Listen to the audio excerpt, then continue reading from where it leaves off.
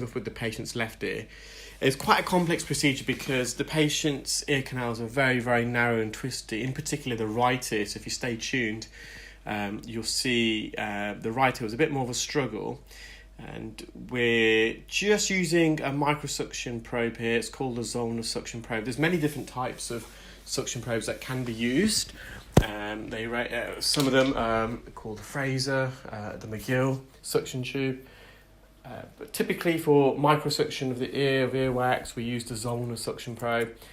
It's around 8.5 centimetres in length, from the handle that is, and around 3.5 centimetres from the tip of the suction probe. There's a bend, and that bend is around 30 degrees, which correlates actually to the upwards trajectory and incline of the ear canal. With the wax, it's a bit stodgy, so it's hard to get a suction grip. So you can see I've just gone in with a St.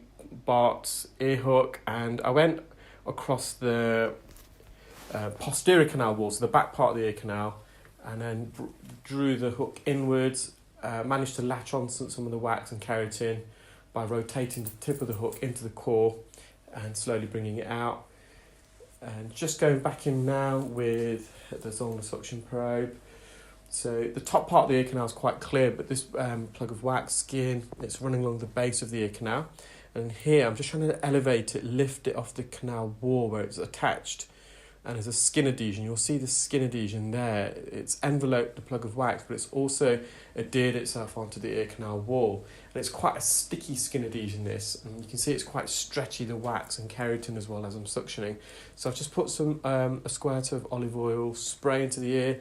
This is designed just to help me get more of a suction grip, so it changes the consistency of this plug of keratin and wax from a stodgy consistency to a bit where I can, a bit firmer really, where I can get a substantive suction grip with the suction probe.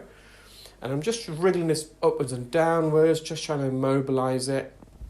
Now, because this patient's ear is quite twisty and there's a narrowing deeper in the ear, this plug has got trapped. So you can see here, the endoscope's going directly into the ear canal, but the ear canal actually veers off to the left quite sharply around the second bend.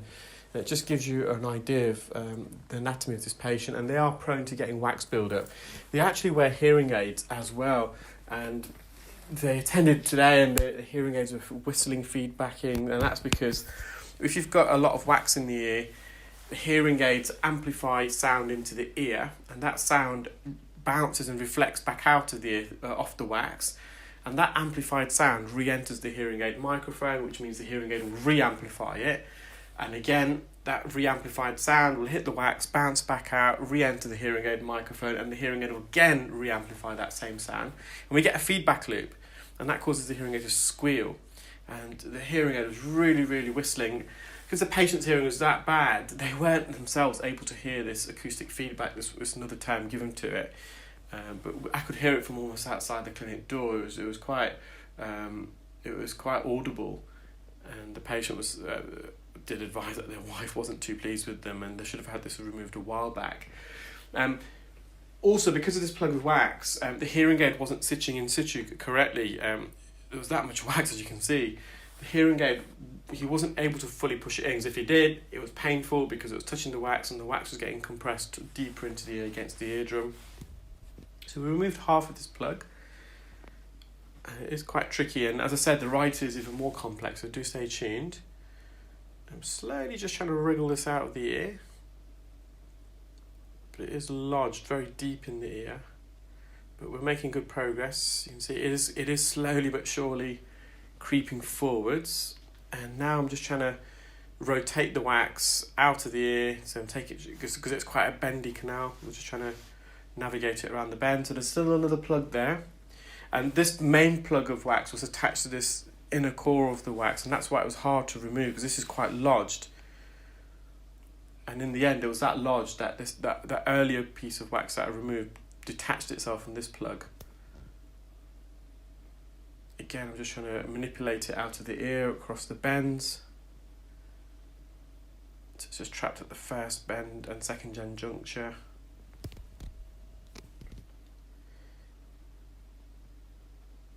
And you'll see the patient's eardrum. healthy enough. Slightly red, it's just because it was so impacted, but that's just due to the wax. There's no infection there.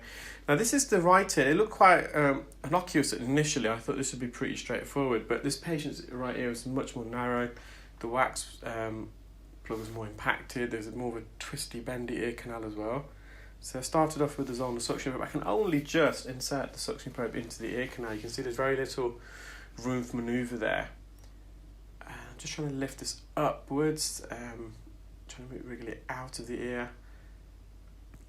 So I'm just resting the endoscope on the tragal cartilage. So the tragal cartilage, so we're not actually in the ear with the endoscope at the moment.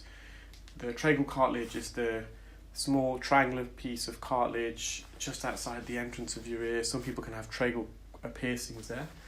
So I'm just angling the endoscope towards the entrance of the ear and resting it gently against the tragal notch. Sorry, against the tragus. The tragal notch is just below it. Below the tragus cartilage, you'll see there's a little, so it's almost at the bottom of your ear. On the outside is a little a rim there, and we call that the intertragal notch. So we've got a piece of wax out there. I'm just trying to bring this down from the roof of the ear canal. I'm going to revert to an ear hook in a moment.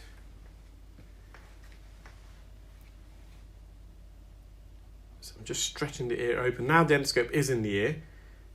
We're just into the entrance of the ear, and I'm using the endoscope to stretch the ear open to the left, so I can then insert the hook. Now, the hook did embed itself, but again, a bit more medially, deeper in the ear. The wax is lodged, and you'll see once I remove it, it was really impacted against the eardrum. The eardrum was quite red afterwards. And the patient did find this ear slightly uncomfortable, just because the surface of the wax was quite rough, and as I was bringing it forward, it was rubbing against the ear canal wall.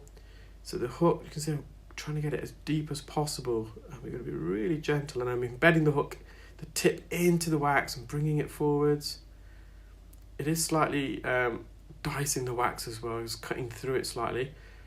Just put some oil in here just to suction some of the remnants, because the hook did dissect the plug of wax into smaller pieces.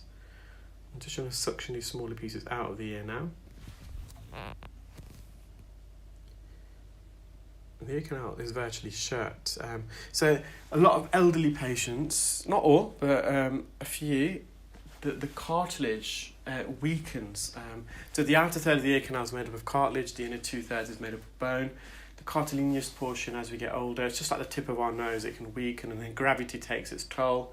It can cause it to collapse and come downwards. So quite often the posterior canal wall, the back part, because it extends a bit further without any support compared to the anterior, the front part of the ear canal wall, it can collapse across, which closes the entrance, and that is another potential reason as to why elderly patients with narrow ears get wax buildup, because the wax is no longer then able to naturally migrate out of the ear because the entrance is shut.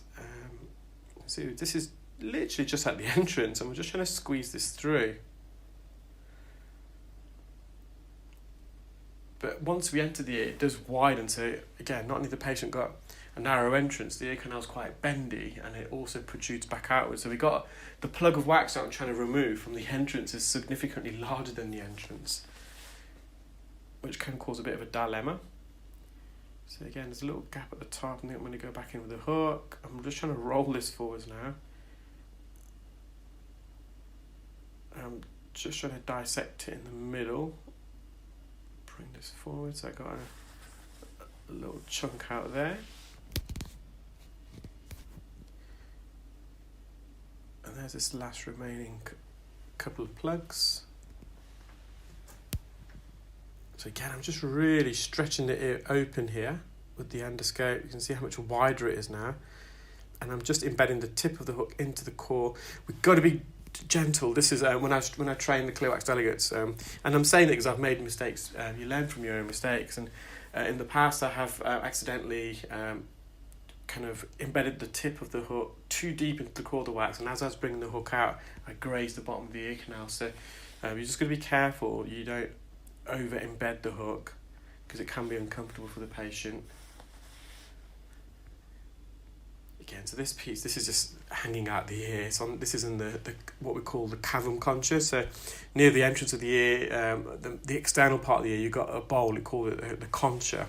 And the bit near the entrance we call the cavum concha. And the little hollow piece of cartilage on the outside part of your ear goes a bit more upwards. That's called the symbiconcha. And this wax, I managed to get it out of the ear, and it was just dropped into the bowl of the ear, so the cavum concha. Again, I'm just trying to wriggle this piece out. Almost there, but I think, again, memory serves me correct, I'm going to resort to the ear hook in a moment.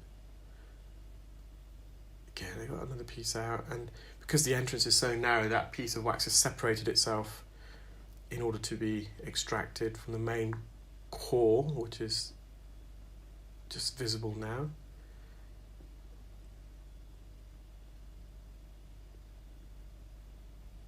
So I'm just inserting the hook horizontally, and you can see just rolling it forward. I'm using the tip just to bring it forwards, and I'm going to try and get in behind, and I'm stabbing it into the core, and as I'm extracting it, I'm trying to make sure the hook is vertical and in line with the entrance. So I'm trying to bring the hook straight back out through the narrow entrance without making contact with the canal wall. Again, I'm just trying to go a bit deeper now with the hook. I believe I'm behind it now, and I'm going to drag this large piece of wax, I think, not on this attempt, but the next attempt, in one piece, hopefully. So again, I'm pushing the cartilage up a bit to get access. I'm just manipulating this forwards. And you can see this last piece was quite dark, so it's been there for a while, it's oxidized. Now this patient's eardrum's nice and, it's visible. A bit red because the wax was impacted against it, but at the top there's a bit of an attic retraction, so they have got a bit of eustachian tube dysfunction, which caused the eardrum to be sucked in, a bit like when you're on the aeroplane.